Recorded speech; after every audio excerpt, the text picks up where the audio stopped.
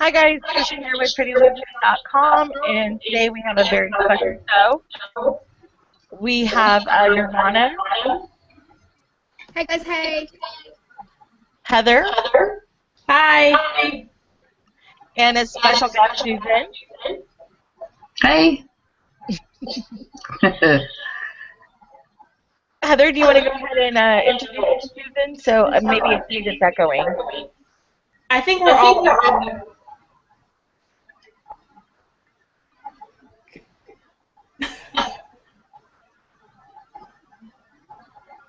Am I doing the introduction?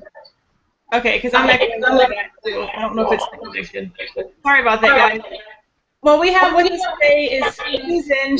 She works for Dr. Alverez, and she is here basically a continuation from our previous show about having surgery in Mexico.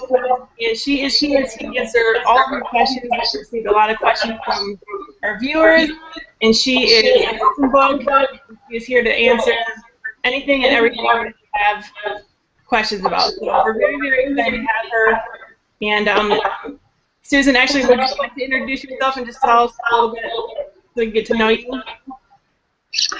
Well, I'm sure. Hi, everybody. I do work for Dr. Alverez. This is going into my 9th year. I am a former lap band patient, revised to a sleeve over 8 years ago. Best thing I ever did. I would do it again in a minute, in a heartbeat. It's the only thing that's ever worked. I love what I do.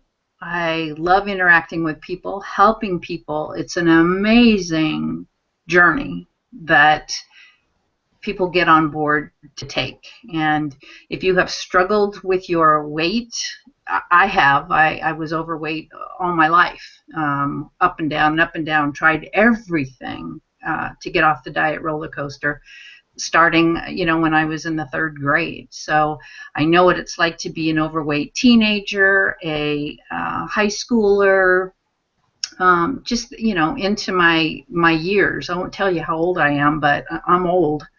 And I just feel like this has just truly given me back my life, zip lining, skydiving, riding on the back of a motorcycle, sitting in an airplane seat comfortably, buying clothes off the rack, just doing so many things. So, if we can help one person know that it's okay and safe to come to Mexico, which it is, I'm happy to answer any questions that anybody has about this. And you actually live in California? I live in California. I lived in Texas for 3 months. I just couldn't hack the heat and the humidity at all. I just can't do it. I go down there to visit, but not when it's hot. I just can't stand it. Even though everything's air conditioned, it's just hard on me. So I have a home-based office, which is awesome. And I do fly down there periodically whenever I can. The last time I was down there was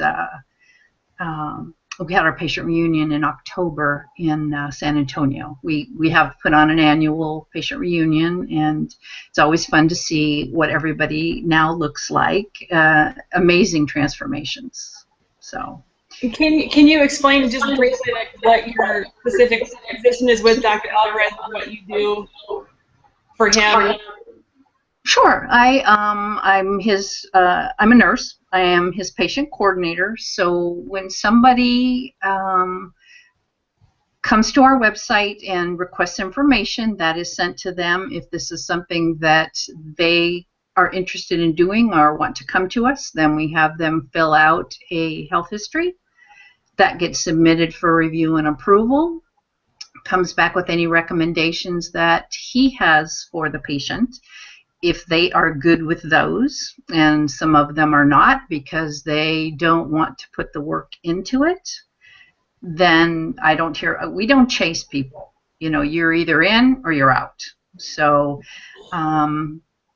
if you want to move ahead, then we find you a date and then get you all your paperwork so you can begin to prepare. Right. So, yeah. And there is a process, because I think a lot of people think that, oh, I can just go to Mexico and have my surgery. It doesn't matter, my health conditions or my weight, but that's not the case. The first thing you do is the file to him, and then he says whether or not you can move forward.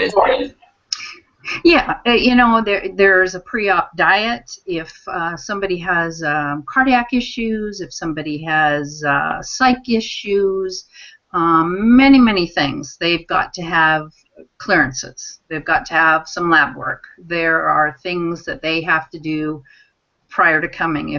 If you're, if you weigh 300, 400 pounds, there's a pre-op diet. Even if you weigh 250 pounds, there's a pre-op diet. If you're not willing to do that diet, and sometimes they're as long as 30 days, if you're not willing to do it, then this surgery is probably not, you're not putting the work into it to make it beneficial for you. You just want the quick fix. And there's plenty of doctors out there who don't do the things that we do. And of course, we lose patients to other doctors because they don't want to put the work into it. They want to go where they don't have to do much or little of anything. So, which is scary. It's very scary.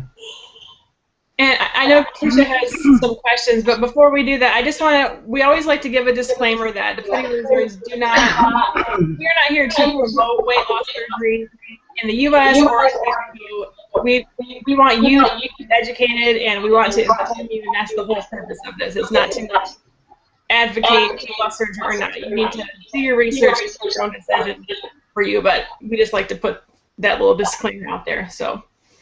Absolutely. I mean, this is a huge decision. There are so many doctors, so many options, so many everything. You have to do your research and decide what works the best for you. Totally. Mm-hmm. Which isn't always weight loss surgery too, so. Right. Yep. Some people will say, this really scares me. Well, it should scare you. It's surgery. There is no going back. You can't have your stomach back. So, a lot of people say, well, I'm going to give it, 6 months diet and exercise. And if that doesn't work, I'll get back with you. Perfect. Yep. Yeah, life-changing decisions are usually scary, so that's normal. Well, you touched a little bit about the process. I wanted to ask you about some special cases that I've been getting a little bit of emails. Whenever you're as big as me or, other people, like Nirvana was, you develop a lot of mental phobias and, anxieties. Have you guys ever dealt with these kind of things? And if you have, how do you deal with these things? Anxiety about coming for surgery because of the size? Just plain anxiety. Some people have fears of leaving their house. Some people have the fears of hospitals. I know it's normal to fear surgery, but when people are so large and they're locked up into their house for years upon years, that just becomes the normal for them. Is there a way that you guys deal with that, or is that a case? Have you ever had a case like that, or? We've had patients that they won't get on a plane. They'll drive. They have driven all the way from across country, Florida, Georgia, those places, California. A lot of times patients are on Ativan or some anti-anxiety medication, and that's perfectly fine. You've got to take something to calm your nerves. I think more so than anything else, you have to realize that this is a key to unlock that door. And as scary as it may be, this might be your only answer to get out of that room and join the land of the living, I guess, if you want to say that. But it is scary. It's very scary, and people come and they have a needle anxiety. I think we have a very good team who the anesthesiologist is so kind. He's so nice, and if the phlebotomist can't get the blood, he will come and get the blood, or he will start the IV. You know, we try to make it as less stressful as possible. So. Okay. Another question I have. You did say that you had weight loss surgery. Did you choose Dr. Alvarez, or did he do your weight loss surgery? He did. He did not do my original, the lap band. I went someplace else. It's a long story how this evolved, but yes, I had to have that band pulled out rather emergently. Bad infection that almost killed me, and had to wait till I healed several months, and then I could go back for my sleeve. So yeah. So you did go back to your sleeve and you went to Mexico. Is that true? Yeah. Okay. Both So of my surgeries have been in Mexico because when I tried to do it in the States, the doctor had told me, well, you go gain 80 pounds and then you come back and see me. That's not really. So. Okay. So why did you choose Dr. Alvarez? Like, what was it that clicked with you and him? It was, like I say, this is a very long story, but I originally was assisting somebody else, another gal who was doing this type of work, and she was working for another doctor who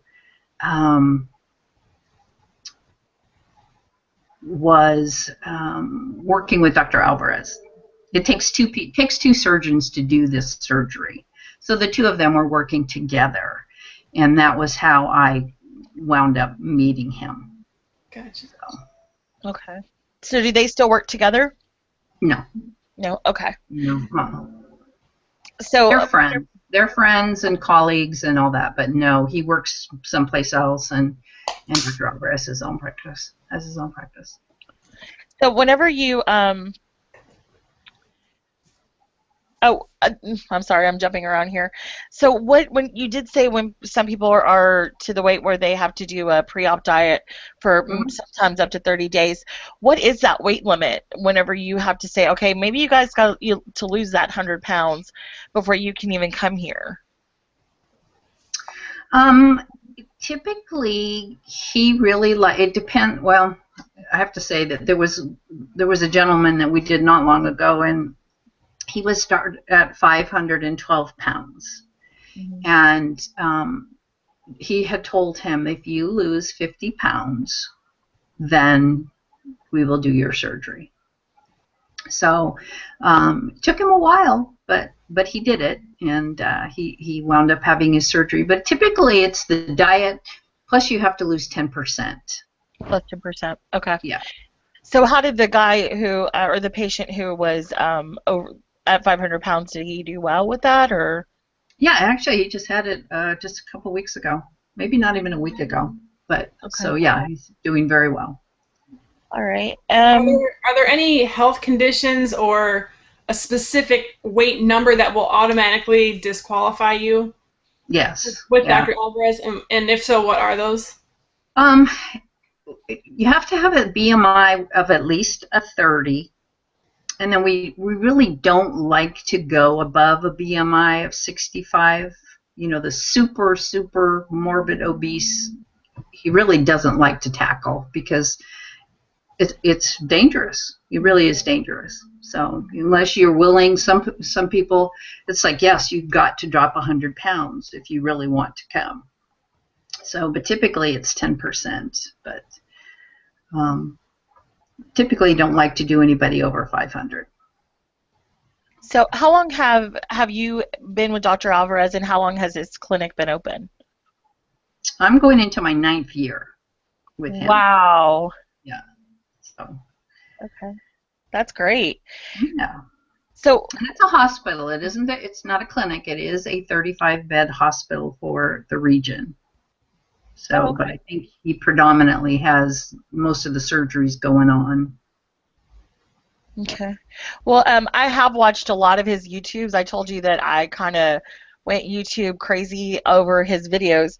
He's very knowledgeable, and it's like he's kind of got this humor, like, ha ha ha, if you're not going to work for it, just like you said it, you got to work for it. It's just a tool. Um, Hmm. I really liked how he came across. I haven't come across a doctor like that ever. And if you were to tell someone, even if you didn't work for Dr. Alvarez, what would be the major perk of going to Mexico? Not just Dr. Alvarez, or just, coming to Mexico to have that surgery. Well, do your research for one thing. I mean, I think that's the biggest thing.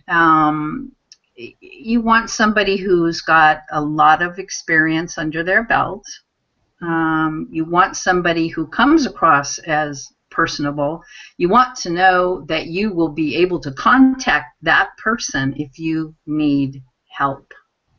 Hmm. Email, phone, what have you. If you can't reach that person or even their coordinator to get a call back or some help, um, that would be very scary to me if you And can't reach someone.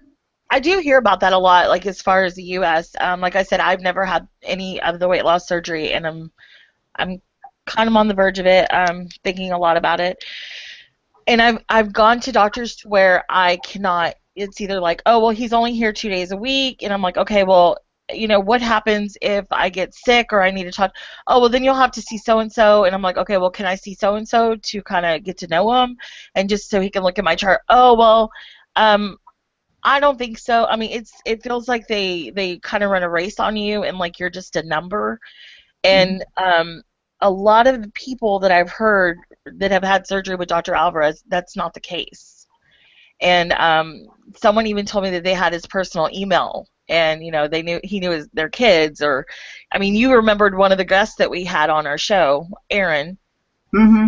And I just think that that's really remarkable because, like you said earlier, you had 50,000 emails or something in your email box. Yeah. So, Yeah.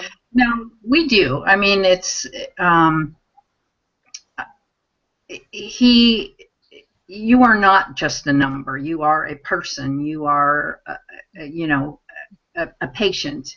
He is. He is so smart. He's very smart. He's very knowledgeable. He doesn't mince words when it comes to safety. He's not a man of a lot of words. Like he just doesn't talk to you just to talk. I mean, he has something important to say. Um, his videos are awesome. If somebody, I use those all the time to put into somebody's email. Here, look at this. You mhm. know, this will give you a lot of information that you need. And we send emails to patients so that, especially when they're discharged, there's like 4 videos that they're supposed to watch. Our system is set up very well so that you are in touch with us weekly when you leave the hospital, so you know exactly what to do step by step. And if you have a question, yes, you email him, you call him. Everybody goes home with his email, phone number, everything. So you're not just hanging, you're not blowing in the wind saying, oh my gosh, what do I do now? You know what to do. And if you don't know what to do, it's because you haven't read the paperwork. And there's a lot of that. So that's why you have it. It's to prepare, and it's to read and to help guide you. But if you don't read it, it's not going to help you. So what happens if someone does have that surgery in Mexico and they go back to Kansas or Arizona or Texas and something happens? I mean, of course they would go to 911, but or call the ambulance or whatever, but does Dr. Alvarez assist his patients still out? I mean, If a lot of times something is very simple, mhm. but if you don't call or you don't email, we can't help you. And then we find out about it afterwards, and it would have been a very simple thing to resolve and save yourself a trip to the ER when it really turned out to be constipation or gas or something. So if you don't contact us, we can't help you. But we do have, especially with us, he's got a guarantee. If something happens to you, you come back, he fixes you, takes care of you. And that's at his expense. It's not your expense. But we always, always um, and I tell this to people all the time, please make sure that your own primary care doctor has you on board, that they're willing to care for you. There's not a whole lot of care and feeding to this once you get home. We don't send you home with drains, staples, sutures, anything like that has to be removed, but you do need to follow up for lab work. If you're on medication, you need to follow up because you're going to be coming off that medication. You know, we've had people that have fainted in the shower because their blood pressure had dropped so low, losing the weight, they continue to take their blood pressure pills, and so they'll pass out in the shower. So, you know, these are things that have to be monitored. Same thing if you're a diabetic, those kinds of things. Wow. That's scary. I mean, that's for someone to go and have weight loss surgery and, you know, have a surgery and then not just go get their blood work done. That's just crazy to me. Mm-hmm. So, you know, all this, you know, we do, that's what I say. We do send you home with information. You know what you're supposed to do. And if you forget, then we're here to remind you. and the day we did talk to one of the previous patient, and basically the way I guess I had it in my head is like she decided she was going to have the surgery. She got the money. She paid for it. She got to Mexico, and she had the surgery the same day, and then the next day she stayed the night, and she was gone home. Like, boom, boom, boom, boom, boom. Like, that's how I pictured it. Are there tests that you guys do, or is all that done pre-op in the United States, or? If there's something that we need you to do prior, then we have you do that, and we have you fax the results to us. Okay. You know, some people, they've got to have their EKG, they've got to have lab work, cardiac clearance letters, all that kind of thing. If you're young, healthy, just fluffy, you know, don't have any issues going on, 9 out of 10 times we don't make you have to do a lot of stuff. But we do pre-op testing, yes, and a chest film the morning of surgery. I like that. Fluffy. Do you have any questions, Heather or Nirvana? I'm kind of still in the question show here. There were some questions in regards to, it was kind of a follow-up from last week, or not last week, 2 weeks ago when we had Erin in the Rockin' Robin on, but Erin had mentioned when she was having surgery that there was a patient there who had come back and he had from a leak, and he was there for an extended period of time, and Dr. Alverez took care of the family, and she was talking about that. The question that was sent to me was, have you heard of any instances where a patient, let's say, had something urgent happen where they couldn't come back and see Dr. Alverez, they just had to go to the ER, and where the ER doctors or the bariatric surgeon that was called upon was like, I'm not touching this. This person had surgery in Mexico. Like, have you ever heard of those types of cases? And if so, can you tell us anything about what happened? There are always those doctors out there who think that way. Oh my God, you went to Mexico? I'm not touching you. But, you know, you take a Hippocratic oath that you're going to take care of people, you're going to do no harm. Nobody ever intends to go home and have a leak or have an issue. It could happen in the best top-notch hospitals of the world. It doesn't matter. If a leak's going to happen, it's going to happen. It doesn't matter how perfect the surgery, it happens. So, and yes, and we've had a few leaks, and patients have gone home and had to go to the hospital in their area. You know, and doctors they just bash and trash, of course. But Dr. Alverez is always there, and he has assisted, told them what to do. There are doctors that don't know what to do. Once you get to the ER, they don't know what to do. And so, you know, he's in communication with the family, and, you know, and then here's the family telling them what to do. So, so yeah, it is sad, but no, everybody's been taken care of and everybody's fine. So, but of course they've got to put that little dig in there, like, oh, you went to Mexico. Yeah, and the follow-up question with that was in regards to insurance. Like, do you know if something like that happened where you just had to go to the ER in the U.S., do insurances pay for complications from a surgery that you had in Mexico, or is that hospital visit or any follow-up care thereafter going to be out of your own pocket? Or is that just based on your insurance and you need to call your insurance and find out? Yeah, I think it was based, a lot of times it's based on the insurance. Sometimes they'll pick up some of the tests and that kind of thing. It all depends on what actually is done. I don't know, honestly, I'm not ever privy to that information. So I honestly don't know. Okay. That's, again, just, do your research. If you're considering surgery in Mexico, call your insurance and give them that scenario and have them tell you, yes, that would all be your own expense. We do not cover complications from surgeries in Mexico, or they might say the opposite. So again, that's just something you need to do your research on. Right. So that you don't get, Because if they exclude weight loss surgery, period, on your policy, anything that's associated with that, they probably will not cover any kind of complication if you went someplace else. Yeah. So, okay. Tricia, do you have more? So I think I may have forgotten to ask you, but so why Mexico versus the United States? Like, that's the big question. Well, I think cost is your number one factor, period.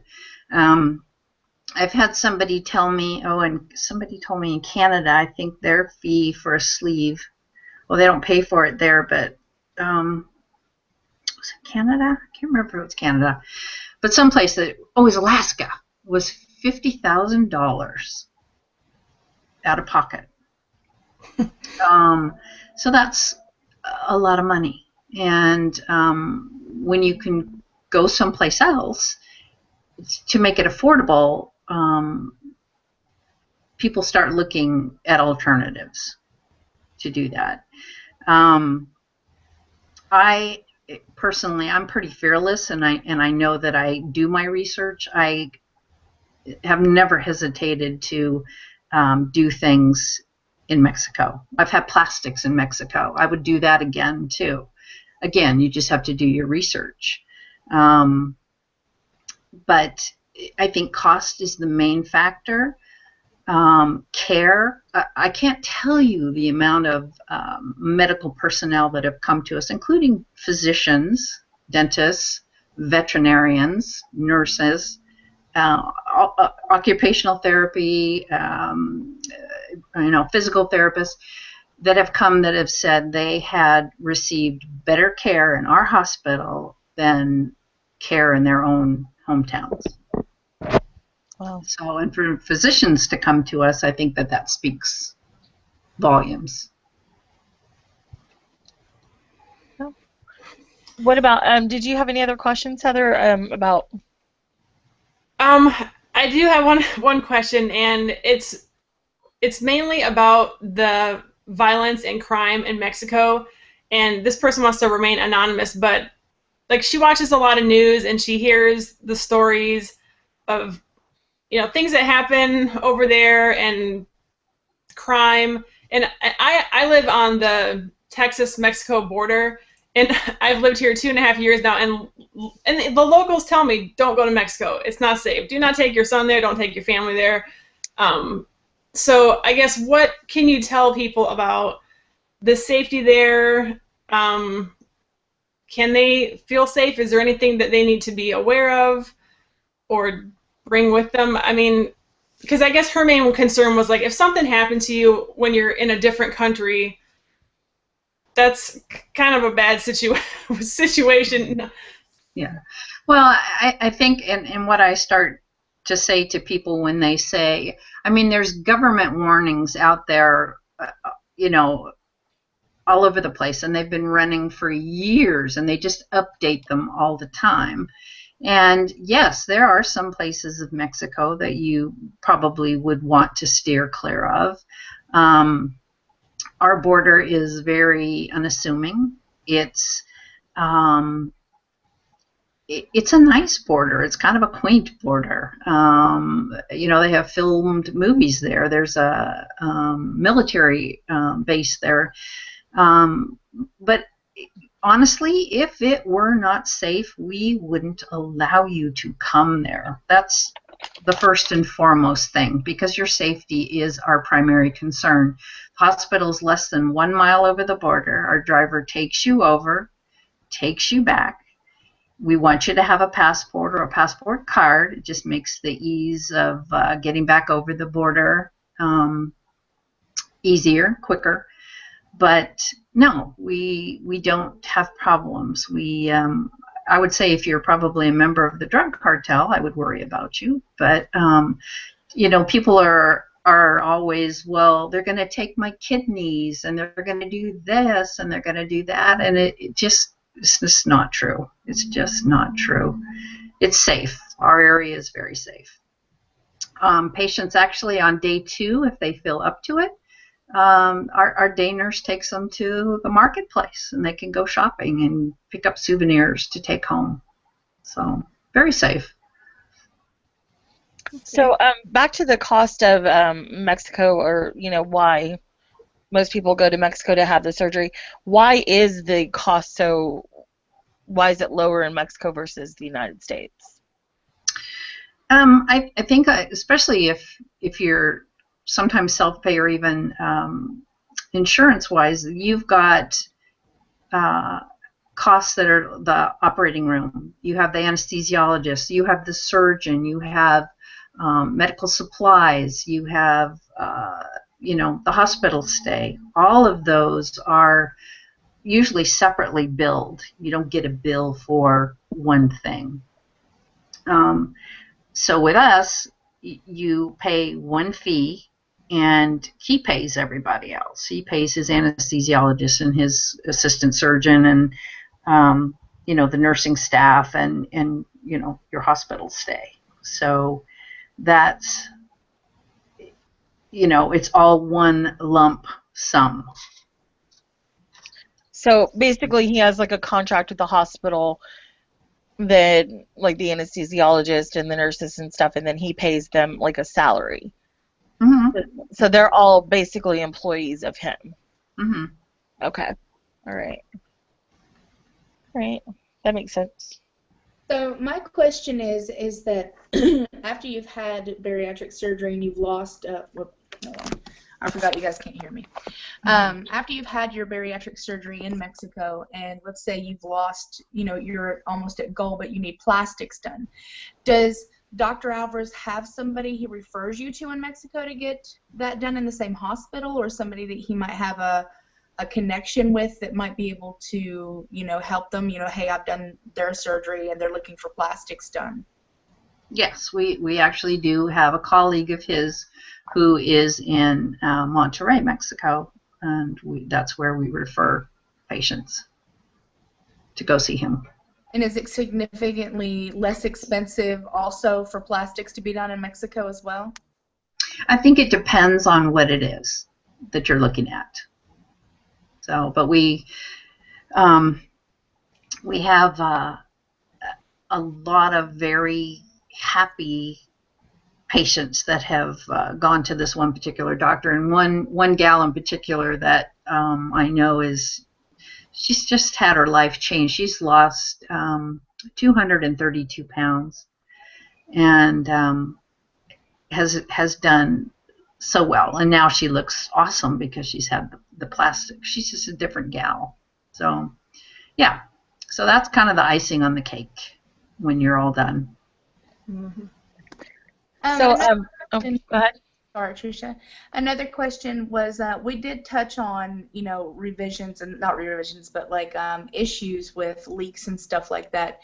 If your patient was to come back to, again, Texas or Kansas or whatnot, and there was a complication, does Dr. Alverez cover that, considering that they couldn't get back to Mexico to get that fixed? Or is it completely on the patient's side to pay for their own if the insurance won't cover it?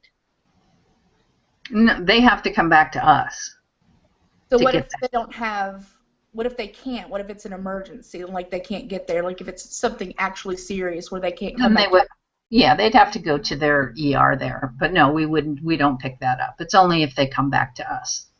Okay, and how fast if somebody was having a complication, could you get them back to Mexico? It just all depend on them. You know, if they had to fly back, you know, how fast they could get a flight, or you know, drive back, that kind of thing. So Has that happened a lot? Does that happen a lot, or? No, not at all. I think we've had maybe, I don't know, out of more than 7,000 patients, we've had maybe 12 leaks in 8 years. What does he do mainly sleeve? Like, is that what he pushes, is mainly sleeve, or does he do a lot of gastric bypass and band? No, his specialty is the sleeve. Don't do any malabsorptive procedures. Revisions from a band to a sleeve, and then just the sleeve. So he only does the sleeve. He doesn't do the gastric bypass or the lap band. No. Lap band used to be, you know, the front runner years ago, but then the sleeve has kind of overtaken that. So it's just the sleeve. Okay, so that's something for people to understand, is that he doesn't offer anything but. So if you go down there and you're planning on having the sleeve, and he gets in there and sees that the sleeve won't work, because a lot of times you do have to get something different, what does he do then? Well, that's never happened. So I mean, time, you know? Yeah. No, it's never happened. That, you know, because he screens people beforehand. You know, if this is what you want is the sleeve, then that's what you're going to get. Of course, you know, there have been people that have had, you know, some issues. When he got in there, he's found a tumor, or he's found, you know, some other kind of issues. He does not go on. He will stop, take a biopsy, send you home with those results or whatever. You go home, you fix it, and then you can come back. Yeah, that's great to know. That's definitely something I think people would appreciate hearing, is that, you know, if there was something wrong, you know, that it gets taken care of. Mm-hmm. Yeah, he doesn't charge through and, you know, just keep going. He also does not remove healthy organs. He will not pull out a gallbladder just because it's there. You know, if you've got an issue, you've got to have documented evidence on an ultrasound or a HIDA scan that you have gallbladder issues, and then if so, then he'll take it out. Otherwise, no. Will he fix hiatal hernias if they already have one? Yes, and that's no charge. Okay, yeah, that's definitely something, because I know a lot of people have hernias, and I know here in the United States they typically don't want to mess with them while they're having the same surgery. At least that's mine. I have a 2-inch hiatal hernia, and none of my doctors that I've been to when I had my gallbladder taken out, or even the next surgery I'm having now, want to mess with the hernia. They're like, as long as it's, you know, not bothering you, we don't want to mess with it. So that's why I was curious, if you had surgery in Mexico, would he be willing to go ahead and fix that for somebody if he found it? Yes, absolutely. That's awesome. It only makes sense because he's right in there. He's going to fix it. You know, some stateside doctors won't even do that. They'll put you back, you know, tell you to come back, or, you know, and then it's silly because it's just extra money in their pocket. Yeah, that was something that bothered me a lot. I've seen 3 different surgeons. I've had 2 surgeries. I had my RNY, and then I had my gallbladder removed. And they wouldn't take my gallbladder even though I had gallstones when I had my RNY. So I went for an emergency gallbladder removal 2 months after my surgery. Mm. And so, you know, they didn't fix it then. And then now I'm going back for a band over bypass in March, and they still don't want to fix my hiatal hernia. They're like, well, you know, we just don't want to do anything extra, you know. So I'm really happy to hear that, you know, he kind of takes care of everything while he's in there, so somebody doesn't have to come back for a second surgery. That's awesome. Mm-hmm. Okay. I have one more question, and I don't think anybody wants to ask it, but what is the mortality rate is with Dr. Alverez? We have never had a death. Mm-hmm. It's not allowed. I like that. Not allowed. That's a great rule. So, Does anybody else have any questions? I'm not seeing any questions, which is really, really odd. I guess our viewers are stunned. They were being professional for a moment. Heather, nothing? No, I mean, I think we covered a lot. Yeah. Yeah, it's wow. There's a lot of stuff to cover, and wow, I just feel like my brain's exploded. And before we came online, I just want to touch on that. Susan said that the Dr. Alvarez and her are never going to sugarcoat anything, and to me, that's what I like to hear. I don't want you to be like, "Yeah, you'll be fine," when my heart's hanging out of my tongue or mouth or something. Um, and what else did I say? Or you said that I liked it. That you personally email everyone. You take the time, so you're not just pulling something from another one, inserting in an email. And I've had that happen before. I've emailed somebody, a doctor, and I get the same thing. My question's not even answered. So I really like that you take the time to personally email people and read those emails. So, Well, it's serious. I mean, it really is serious business, and if you can't get your answers, if I don't have the answer for you, I will get Dr. Alvarez to answer it for you. I think I've been doing it long enough to know the answers to try to help, but I'm not the doctor. But if I can't, then I will push that email over to him, and I'll have him personally respond. So. okay. I do have two more questions that just came in. You did say that there was you have no mortality rate, which is great, but that's on the table. What about afterwards due to complications? Has that ever happened before? Years and years and years ago, and I mean years ago, we had somebody that had the sleeve, but it was months after that, and she died of pneumonia. But it wasn't a result of the sleeve. But no, never had anybody die on the table. Never had any result of a complication. And what about your success rate as far as what proportion, like what patients have met their goals, or do you feel like whenever your patients leave, are they knowledgeable and are they ready to tackle this surgery? Because I mean, I know a lot of people in the States alone that have had this surgery, and it's just they weren't ready, and it's like one transfer addiction to another, and that's Yeah. something that should really be touched on before they even have that surgery. Yeah. I mean, there are. The only way that you can fail at this is by not paying attention to what goes in your mouth and exercising. Honestly, those two go hand in hand. If you think this is a tool, it's a tool, and you have got to work this tool 50-50.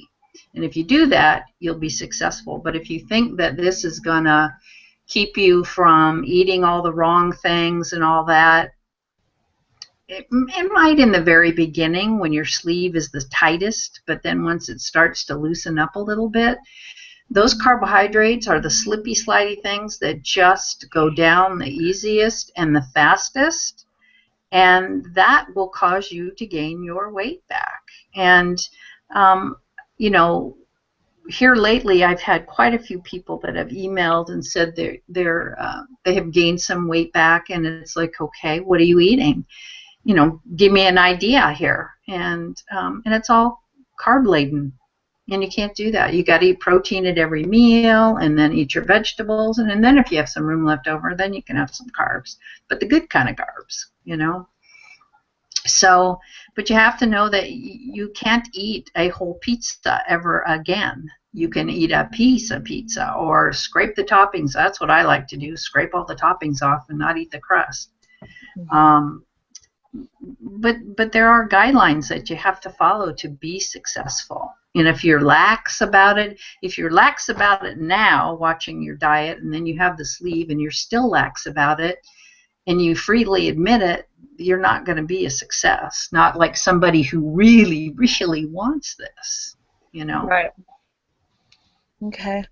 And I'm sorry, I keep getting these questions. How many new patients does Dr. Alvarez operate on monthly, yearly? We do usually anywhere from 10 to 14 to 16 patients a week. Oh, wow. We only do 2 a day, maximum 3 patients a day for surgery. Okay. And you said like 2 to 3 a day. And let's say, okay, I've done my pre-op diet. What, let's give like a round table of, or a timeline of, I'm calling you today and I'm like, hi, I want to have this surgery. What is usually the timeline from the initial contact to the surgery? I'm usually always at least 4 to 6 weeks out. 4 to 6. Right now, I have, I think I barely have 2 spots left for the end of March, and then I'm into the second week of April right now. Wow. Okay. All right. All right. And you said that you guys are really close to the Texas border. How far away are you from the Texas border? So The 1 mile. hospital is less than a mile over the border. Oh, wow. Okay. And have you actually said the cost of the surgery, what the price is? I don't think we've even said that. As long as your BMI is under 52, his fee is $8,500, and that includes everything but your airfare into San Antonio. And if it's over 52, it's an additional $500 for anesthesia and operating room time, so it makes it $9,000. But if you're borderline like 55, 56 BMI, and you can do your diet and work your way down, then you can deduct that $500. So it's a pretty good incentive, actually. Yeah, you're getting paid to lose weight. So you guys cover the plane ride from San Antonio to Mexico? No, we have a driver that picks you up in San Antonio. Oh, okay. Driver. Wow. Okay. You have to get yourself to San Antonio. We have a lot of Texas patients and Mississippi and Alabama and Arkansas, but if they're fairly close to Texas, a lot of times they'll drive in. Okay. That sounds great. Well, do you have any closing remarks or anything that you would suggest for a newbie who's considering weight loss surgery in Mexico to go and find this information or? I think YouTube is a very, very good resource place. There's a lot of videos out there to help patients. We've had a lot of patients that weren't even ours that have said that, the videos were so helpful to them that they didn't get a lot of this information, be it the States, be it Mexico, be it wherever, that, they got more information off of those videos than, what their doctor or their office gave them. Same thing with his book. Even if they're not coming to us for surgery, they've ordered his book and read it, and that has helped them. So, but I think it's research. It's find out about your doctor. How many patients have they done? How many do they do a day? All of those qualifications. Anesthesiologist. What are their qualifications? Nursing ratios, all that kind of stuff. It's very. And what is your nursing ratio at your hospital? We have 3. We typically have 2 shifts. We have a hospital staff, and then we have our own staff that takes care of the patients. And there's one. It's usually like 1 to 4 or 1 to 3. So. 1 to 3. Okay. All right. Well, I don't have any more questions, oddly enough. That was a lot, though. We had a lot of good questions. Yeah. Do you have anything else to say, Nirvana? I know you, this is a subject you're very passionate about, bariatric surgery. I am. No, honestly, you've answered everything, that I could possibly think of for somebody trying to get their surgery in Mexico. I guess the very last thing I don't think anybody touched on was revisions. Like, how does that work, and like how much does that cost? Let's say, I guess the only revision you could really do would be lap band to sleeve. We've done some revisions to sleeves, and a lot of those are patients who either their sleeve was made too large in the first place, because there are physicians in the States that do larger bougies. The bougie size is larger. So, or they just haven't succeeded for whatever reason. But then again, they've got to do, there's a list of questions that I send out that they have to answer. They have to have a barium swallow, upper GI, all that. And he's got to review it to see if this can even be done. A lot of times he finds things that have happened that I can't even quote a case because I can't remember what he told her to go do, but he does. He looks at every single one of these CDs that comes through, and then if he can't help them, he at least tells them suggestions on what to do. So he just doesn't leave them hanging. But we do a lot of lap band revisions because the band is it's not a good thing. It's not a good procedure. Well, we actually have someone that we know that's doing a RNY to band. Is that how you say it? Have you heard of that? It's a band over bypass. Band over bypass. Uh-huh. Have you heard of that procedure? Uh-huh. Or Yeah. Okay. So you still, in that case, is the band still? Well, yeah, because over long term, we've had some people that have had their band in there forever and ever and ever, and then you start to have a complication with it.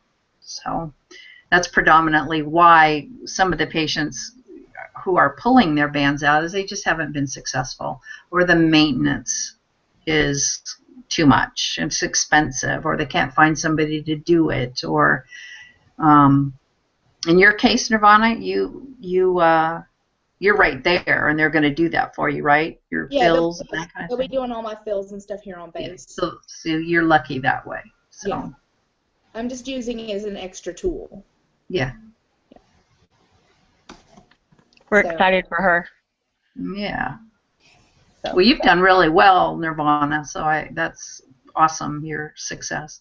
No, I appreciate that. Yeah, it's been a bumpy ride. It's been pretty crazy, but I'm still about 140 pounds over where they want me before I can have any plastics here in the States. So I don't really have much of a choice but to try to get down the rest of it. And my RNY stopped working last August, so it's not really losing anything else. So even though with diet and exercise, it's kind of just, I'm maintaining at 320 and have since August.